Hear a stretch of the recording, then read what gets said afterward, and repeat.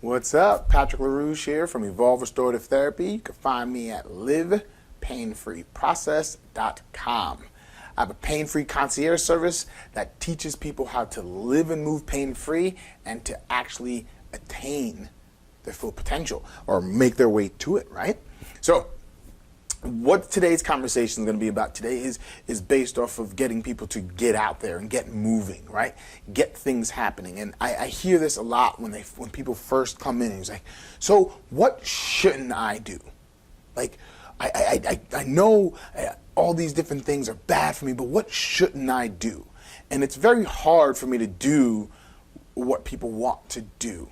They want me to say, you shouldn't squat, you shouldn't lift over your head, you shouldn't do runs, you shouldn't do this, but that's not the case.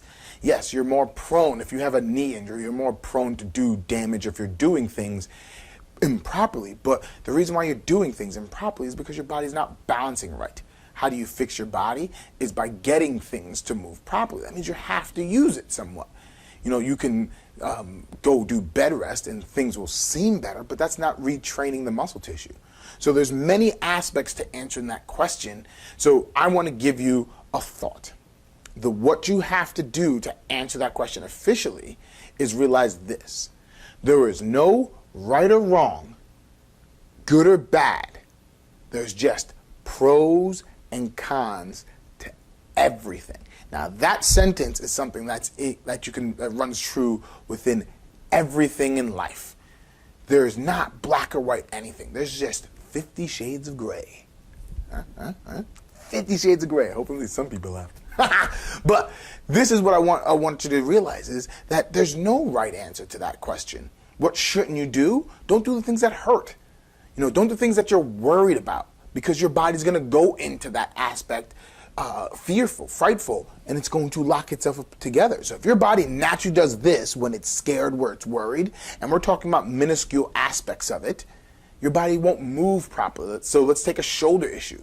So if you're worried about, lifting something over your head, and you're worried about it, and then you say, I'm going to go work out because that's what I need to do. That's how I need to work. So you're going to lift up, and instead of being in this open stance and being able to rotate through the shoulder girdle properly, you're going to be here when you start, which then torques things improperly.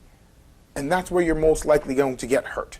So what I'm saying to you guys is, look, when you're doing anything, when you're coming out of an injury, when you're thinking about I might be injured, taper it down a lot. Figure out what's good about something, what's bad about something. And then when you reach up, like if you're in a dance class, let's say, and you're going through a dance movement and you see something that, I don't know, take it 50% and see how your body takes it, right? If you have a back issues and they're making you do all these hip movements, bang, bang, bang, and you're like, I don't know if I can do that. So just do it small, just for now. See what's working, feel, because that's what makes you get better. Which brings me back to a very earlier video when I was talking about how the brain works. The brain works by making mistakes. So if you take out the experience that you make mistakes in, your body won't learn anything.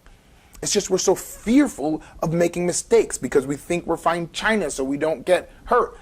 Yeah, it sucks to be in pain, right? But you need to understand there's shades of pain, right? There's a lot of things, and pain is not bad. It's a way that your body talks to you. Learn how your body talks to you, and it won't give you pain as much. That's what I want you to start doing. So with everything that's going on in your life right now, start dictating and asking that question. There's no right or wrong, good or bad. What's the pros and cons of this situation? And it could be something great, washing the dishes. It could be something great, it's asking your kid to do something. Having an argument. Should I go to this party? Right? All these things have pros and cons to it. Look for them and then start weighing things, and it'll start happening faster and faster that you won't realize that I don't need to do that. I don't need to do that.